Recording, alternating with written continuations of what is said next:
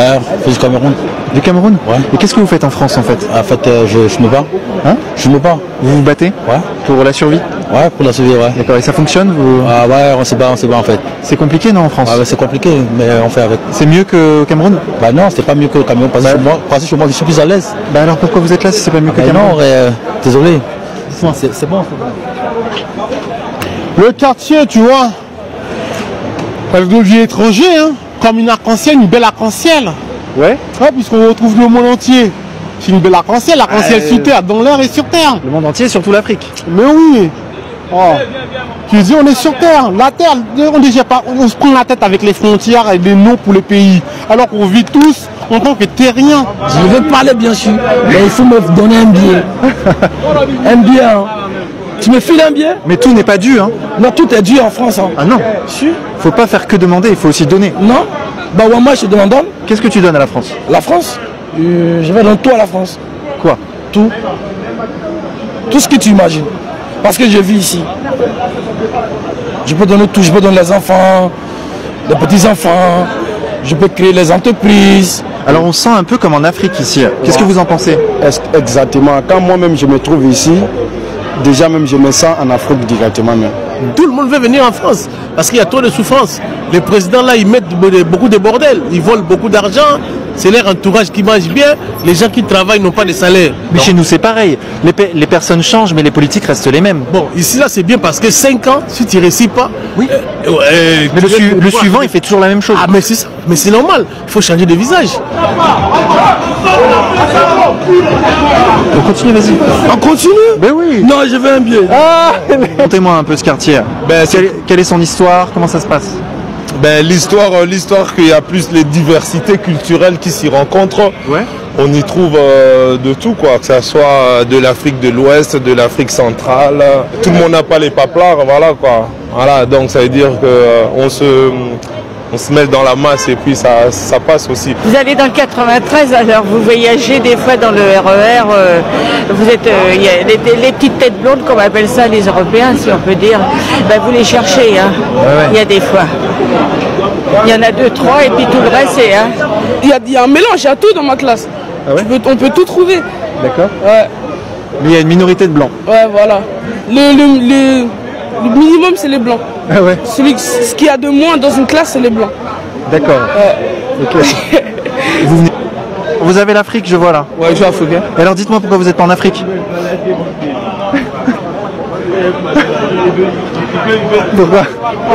Vous venez de quel pays? Haïti. Imaginez que 10 millions de Français débarquent à Haïti, vous diriez quoi? Je serais content, ça développera la population, ça fera un peu plus d'intelligence pour un peu plus de culture. J'ai rêvé que quand je venais ici, je trouvais un boulot correct, bien. Je comprends. Et qui vous avez mis ces idées dans la tête?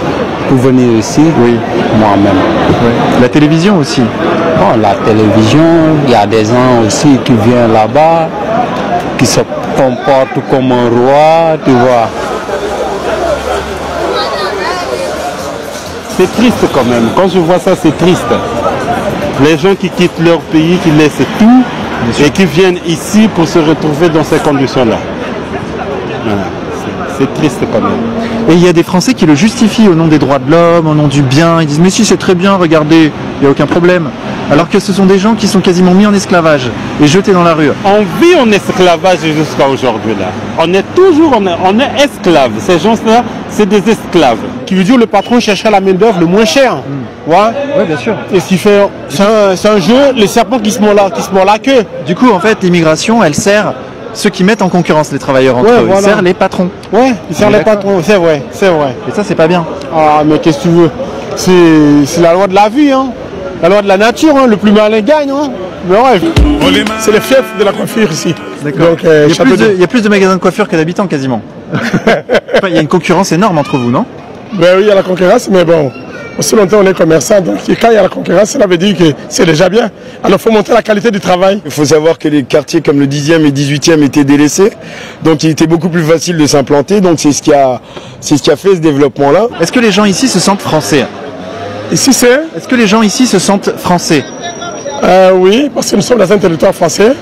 Et nous savons très bien, nous devons respecter aussi les normes françaises et les lois françaises. Donc nous nous sentons comme des Français à respecter les normes de la France, en payant les taxes quand on travaille, et raison pour laquelle on laisse aussi le temps de rester ici pour travailler. Et on a l'impression un peu d'être en Afrique ici, dans ce quartier. Bah, je pense que les personnes qui viennent peut-être de loin, qui ne voient pas autant d'Africains, s'ils viennent ici, ils peuvent se dire « Oula, mais c'est pas l'Afrique !» On est bien en France, on est dans le pays de Macron. On est à Paris. Regardez, je me trouve ici au 39 rue du Château d'Eau, devant la plus petite maison de Paris, 1,10 m de large sur 5 mètres de haut. Elle a été construite par le propriétaire du passage pour régler un conflit de voisinage. Et c'est quoi votre budget mensuel pour tout ce qui est coiffure?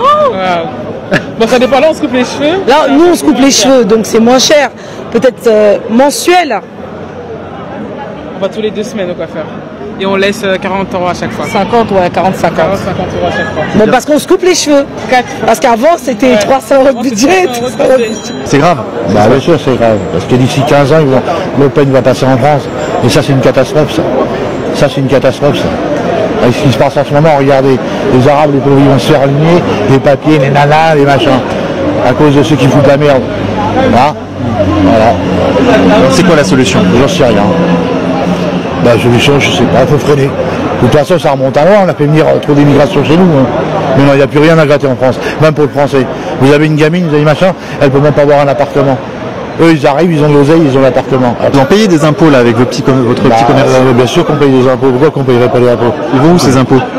Bah pour eux. Le RSA, le RMI, les allocations familiales. Et vous supprimez les allocations familiales, vous faites comme la Chine. Interdit d'avoir des enfants. Un seul, bam, deuxième, c'est niqué. Voilà, c'est tout. Et vous verrez qu'on va remonter dans l'oseille. Parce qu'ils font des gamins, ils savent pas, ils baissent comme ça, comme des lapins. Et puis ils ont des gamins. Et puis les laissent dehors jusqu'à 8 ans. Un monsieur qui a été expulsé parce qu'ils ont démoli son immeuble, il l'a relogé à Aubervilliers. Il m'a dit j'en peux plus, je crois que je vais finir par me suicider parce que j'ai l'impression qu'on n'est plus en France. Il n'y a que des... Je ne peux pas raconter ma vie, mais mon père il est mort pour la France. Hein. Il a eu la croix de guerre avec Palme, c'est pour défendre la France. Puis c'est pas le seul hein, d'ailleurs, hein, pendant la dernière guerre mondiale. Alors inutile de vous dire que moi je trouve qu'il y en a qui ont donné leur peau, qui se sont fait torturer pendant la guerre pour défendre leur pays, et puis voyez ce que vous voyez. Qu'est-ce qu'il dirait votre père s'il était encore en vie? Oh, moi je sais pas, mais je pense qu'il serait pas heureux.